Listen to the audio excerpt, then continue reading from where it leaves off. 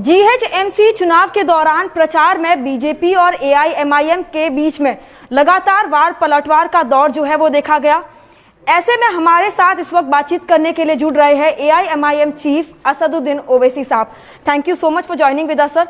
सबसे पहला सवाल यही कि बीजेपी ने जो है इस चुनाव में अपनी पूरी ताकत झोंक दी थी और जिन्ना जो है उससे आपका कंपैरिजन भी किया। किस तरह से ओवैसी साहब जो है इस पूरे बयान को जो है देखते हैं? देखिए, मेरा गुनाह यह है कि मेरे वालिद मरहूम ने और मेरी माँ ने मुझे पढ़ाया लिखाया। मैं लंदन जाकर लॉ की डिग्री लिया और लिंकन जिन से बैरिस्ट्री की डिग्री मेरे को मिली। तो यही मेरा गुनाह है। मेरा गुनाह यह है कि मैं इनकी आंखों में आंखें डालकर संविधान जो हमको हुकूक देता है उसका मुतालबा करता हूँ और मैं भारत की जमहूरियत को मजबूत कर रहा हूँ, इलेक्शन लड़ रहा हूँ, मैं एक पार्टी का मेंबर हूँ।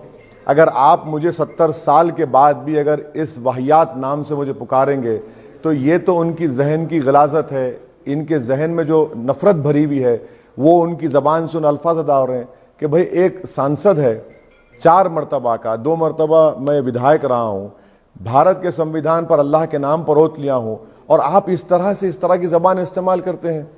आप सोचिए, देखिए कि क्या मैसेज दे रहे हैं लोग देश को। इससे जाहिर होता है कि इनकी सोच कितनी खराब है। ओल्ड सिटी हैदराबाद की अगर बात करें तो वहां पर सर्जिकल स्ट्राइक की बात कही। आज खुद गृह मंत्री अमित शाह ने भी कहा है आप लिख के दीजिए, हम एक्शन लेंगे। देखिए, बड़ा मजाक है ये कि देश के इतने ताकतवर गृह मंत्री हैं, ये उनका काम है। ये कब से एमपी से इजाजत लें और मुझ जैसे एमपी से इजाजत लेंगे आप कि मैं इजाजत दूं आपको एक्शन लेने के लिए, काम करने के लिए, जो आपका काम है। संविधान के लिहाज से ड्यूटी बाउंड आप हैं। और रहा सवाल रोहिंग्या का, पाकिस्तानी का, अफगानी का, ये तो बीजेपी के प्रेसिडेंट ने उठाया था, उन्होंने ये शगुफा छोड़ा। तो मैंने कहा कि आप ये मसला उठाकर अपने ही गृह मंत्री को कमजोर दिखा रहे हैं। अगर आपके पास प्रूफ है तो पेश करिए। अब गृह मंत्री अगर ये करें कि ओवैसी मुझे लिख कर दे, ये मजाक है। गृह मंत्री का काम है वो करें। वो कब से मुझसे इजाजत लेके काम करेंगे? तो बिल्कुल मजाक है ये तो। सर, लेकिन आरोप तो आप पे ये भी लगा था ना, जिस तरह से, क्योंकि सिटीजन अमेंडमेंट एक्ट जो था और एनआरसी को लेकर जो आपका स्टैंड था, उसी के कारण जो है कहीं ना कहीं आपको लिख के देने की बात हो रही है। सिटीजनशिप अमेंडमेंट एक्ट को मैंने भारत के संविधान के खिलाफ करार दिया, काला कानून करार दिया और मैंने उसको फाड़ा। आज भी कह रहा हूं कि CAA संविधान के खिलाफ है। अब रहा सवाल, देखिए, यही अमित शाह थे जिन्होंने कहा था कि 40 लाख दीमक है आसाम में।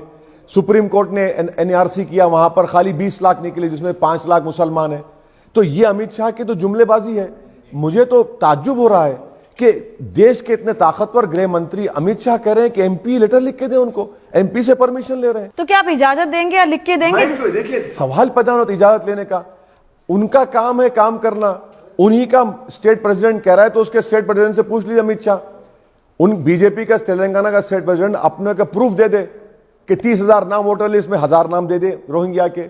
अगर इलीगल पाकिस्तानी है, अफगानी है तो नाम दे दे, करिए। कौन रोक रहा है आपको? आपको मेरे से इजाजत लेना पड़ रहा है। थैंक यू वेरी मच अगर आप मुझसे परमिशन पूछ रहे हैं तो। सर, इस चुनाव में पाकिस्तान का जिक्र हुआ, रजाकारों का जिक्र हुआ। जेपी नड्डा जी ने तो खुद ये भी कहा कि आपकी जो पार्टी थी उन्होंने उन लोगों का समर्थन किया था जो कि हैदराबाद को पाकिस्तान के साथ मिलाना चाहते थे। कि जेपी नड्डा को तारीख नहीं आती है। हर संगी जो है वो तारीख से नाबलद नावाकिफ होता है। मैं उनको ज्ञान देता हूं। ये जो MIM पार्टी है इसका कासिम रजवी की MIM से कोई ताल्लुक नहीं है। ये अब्दुल वाहिद ओवैसी की MIM पार्टी है। रहा सवाल, जो रजाकार थे वो पाकिस्तान भाग गए, जो वफादार थे वो आपके सामने बैठकर आपके सवालों का जवाब दे रहा है।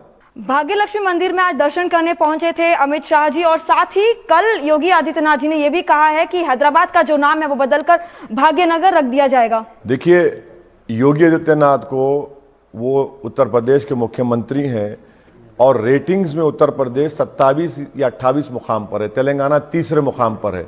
तो उनको पहले अपने स्टेट को इंप्रूव करना चाहिए, उसके बाद दूसरों पर उंगली उठाना चाहिए। दूसरी बात, हाथरस में एक दलित महिला का रेप हुआ, जान चले गई। ये मुख्यमंत्री उसके माँ बाप को उसका अंतिम संस्कार में जाने की इजाजत नहीं देता। इन्हीं के स्टेट में जहाँ चीफ मिनिस्टर हैं योगी, हर पुलिस थाना ठाकुर पुलिस स्टेशन बना हुआ है। आप अपने स्टेट की फिक्र करिए। भारत का सबसे बड़ा स्टेट है। आप हम पे उंगली मत दिखाइए। जब आप इतना डेवलप करेंगे यूपी को, जब आप टॉप 5 में आ जाएंगे, जब आइए ज्ञान दीजिए। अब हम आपको ज्ञान दे रहे हैं, उस पर अमल करिए। सर, एबीपी न्यूज के एक इंटरव्यू में आपने कहा था कि अगर बीजेपी चाहे तो भी 370 को हाथ नहीं लगा सकती, लेकिन ये हो गया। भाग्यनगर को लेकर सुनिए, 370 को आपने अपनी ब्रूट मेजॉरिटी पर गैर कानूनी तरीके से, अनकॉन्स्टिट्यूशनल वे में, ये ब्रीच ऑफ कॉन्स्टिट्यूशनल प्रॉमिस है। और मुझे यकीन है कि जब सुप्रीम कोर्ट में इस पर बहस होगी तो सुप्रीम कोर्ट बताएगा कि इन्होंने जो काम किया था वो गलत है। आज प्रेस कॉन्फ्रेंस में अमित शाह जी ने यह भी कहा है कि आपकी पार्टी और टीआरएस के बीच में एक गुपचुप सा एक गठजोड़ है, तो आप क्यों ना पब्लिक में आके जो है इस बात को स्वीकार करते हो? देखिए मेरा हाल ऐसा है ना कि मैं एक लैला हूं और मेरे हजारों मजनू हैं। बिहार में कांग्रेस ने कह दिया कि मैं बीजेपी के साथ वोट कटवा हूं, बी टीम हूं। अब यहां पर कांग्रेस कह रही है कि अगर ओवैसी नहीं है तो हमको वोट दे दो। अब बीजेपी कुछ और कह रही है, तो मुझे कोई फिक्र नहीं है। मैं एक लैला हूं और मेरे चाहने वाले इतने हैं कि हर कोई चाहता है कि मुझे मुद्दा बनाकर वोट हासिल किया जाए। हैदराबाद की जनता ये देख रही है कि असदुद्दीन ओवैसी ही और उसकी पार्टी वाहिद है जो हैदराबाद के पोल्यूशन की, हैदराबाद के पानी के reservoir, sewerage, drainage line, traffic congestion, Hyderabad को खूबसूरत बनाने का, हैदराबाद के अमन को, पीस को स्ट्रांग करने की बात कर रही है। तो ये जनता तय करेगी। अब आपसे जो है अमित शाह जी ने एक और सवाल उठाया है कि जब बाढ़ आई थी तब ओवैसी ब्रदर्स आखिर कहां थे, टीआरएस पार्टी आखिर कहां थी? अमित शाह को उनके जो चमचे अतराफ में हैं वो बिल्कुल ही बहरे हैं, अंधे हैं। अकबरुद्दीन ओवैसी ने 3.5 करोड़ की रिलीफ बांटी। असदुद्दीन ओवैसी रोज नी डीप पानी में फिर रहा था, इसके विजुअल इमेजेस हैं। और हम लोगों की जान बचा रहे थे। हम ही चीफ मिनिस्टर केसीआर से रिप्रेजेंट करके एक एक घर को 10,000 रुपए दिए। मैं अमित शाह पर चार्ज लगा रहा हूं कि आपने हैदराबाद की जनता को धोखा देकर, झूठ बोलकर, एक पैसा आपने नहीं दिया। कर्नाटका में फ्लड्स में आए पैसा दिया। अगर हैदराबाद में जनता को पैसा देते तो एक एक घर जिसमें पानी आया उसको 80,000 से 1 लाख रुपए मिलते। आपने एक पैसा नहीं दिया और आप हमसे सवाल कर रहे हैं। चलिए मेरे साथ, आज भी चैलेंज कर रहा हूं, उन इलाकों में जाते हैं जहां पर असदुद्दीन ओवैसी और अकबरुद्दीन ओवैसी और पूरे एमआईएम के एमएलएस गए थे। हमने ना हिंदू देखा, ना मुसलमान देखा, ना मजहब देखा, ना जात देखा। हर एक की मदद के लिए पहुंचे। ये हैदराबाद की जनता देख रही थी। बीजेपी दिल्ली में सो रही थी और एक पैसा नहीं दिया जब सैलाब आया हैदराबाद में। ये आज इनकी जब कमजोरियों को छुपाने का तरीका, ये कहां थे? आप कहां थे? आपका आज इतने मिनिस्टर आ रहे हैं यहां पर हैदराबाद को, आपके मिनिस्टर आकर देखे? चले, आपने चलकर देखा कि कहां कहां पानी आया? वहां पर कोई नहीं गया सिवाय एमआईएम पार्टी के एमएलएस के और टीआरएस के केटी रामाराव फिर रहे थे म्युनिसिपल स्टाफ के साथ। दुबाका इलेक्शन के बाद बीजेपी जो है कहीं ना कहीं मोराल जो उनका काफी बूस्ट नजर आ रहा है, लेकिन लगातार ये भी कह रही है कि ओवैसी का किला जो है वो ढाएंगे यहाँ पे।